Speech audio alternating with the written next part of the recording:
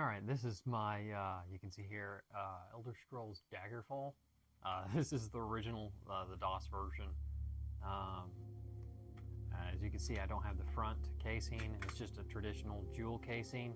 What I'm going to do is I kind of just, I'm not really a big fan of jewel cases. They are kind of reminiscent of the era, but since I'm missing that front cover and it's just the CD showing, and of course I have all the side and the back piece. But you can see here, I've basically kind of created my own DVD case cover.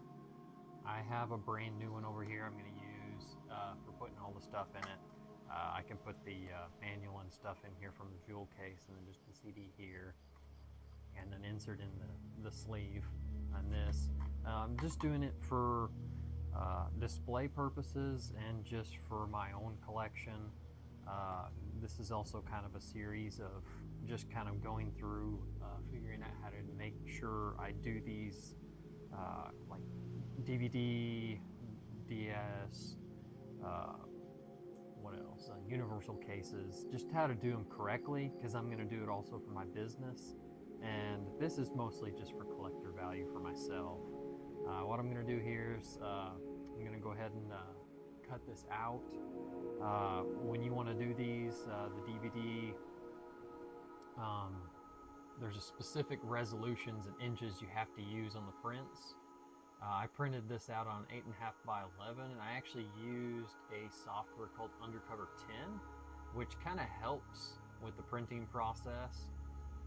It helped me a lot, especially comparing to, like, I was originally printing straight from GIMP, and I was actually exporting to PDF, and I noticed it didn't have any issues doing that, especially with universal case covers.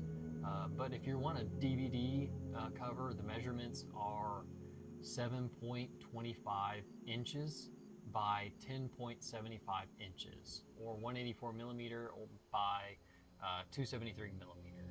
Make sure you get these printed measurements, or they're not going to fit properly. If you can get within those thresholds, like within like a point of a decibel of it, you should be pretty close to where they should fit decently snug, but maybe not exactly perfect. If you're okay with, like me, this is obviously kind of, if you really look at it, it's kind of a thrown together. This is actually from Arena. I just really love the cover art that they had on that. I just had some AI basically just replace this Elder Scrolls Arena and just put Elder Scrolls Daggerfall, which it did a nice job. It just kind of expedited my process. I could have had it do the whole thing, but I just decided I'd just throw in this centerpiece, just use Daggerfall, and this is the original back piece. You can really tell if you look close at it, the quality's not that great, but you also got to think about, I'm using a lot of the art from the original game covers and stuff, so a lot of the stuff back then were not that great. I'm going to set the CD case up here, and I'm going to go ahead and just kind of get started on getting this cut out. I do recommend, if you're going to do this, if you do it more than just once, and I still have not gotten one, I'd recommend you getting a straight edge cutter. It's like a table cutter. Just really would help with getting straight precision cuts on these kind of deals. I'm going to eventually get one because I'm going to be making my own products, so that I can be able to make game case covers for products and be able to sell them at Comic-Cons or some kind of conferences, or even just online if I get any inquiries about that. And I'm just kind of taking my time here, kind of cutting through this, getting as close as I can to getting all the white off. You can actually set these prints up to where they can be right up to the edge, and then you won't have to be cutting off so much white. Just sometimes printer settings don't always follow what you say. The Undercover 10 seems to do really well. It's customizable in the back end. You can change some of the template settings on how you want them to print. I've just kind of found that this has worked really well for me so far, so I've just kind of been sticking with this. And I'm just going to keep on kind of working my way around these edges, get them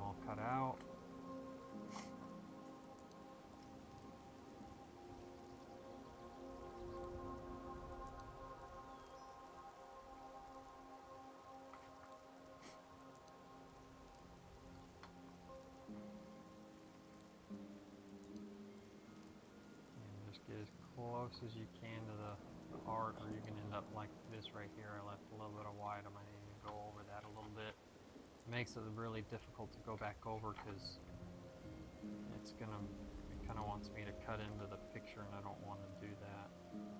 I may have to do a little sliver on that just to get a little bit of that white off. I think I got the majority of it.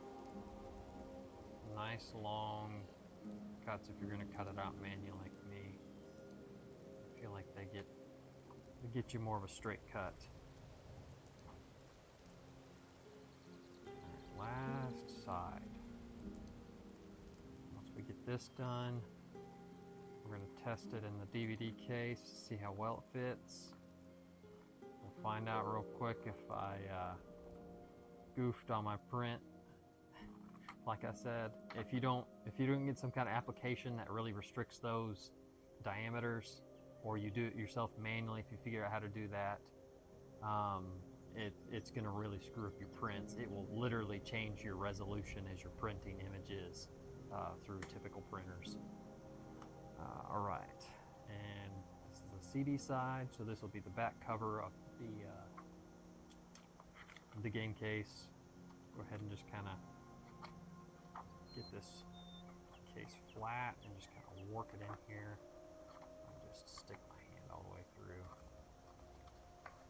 Since I'm using, this isn't your standard paper. I'm using like ultra glossy, like photo paper.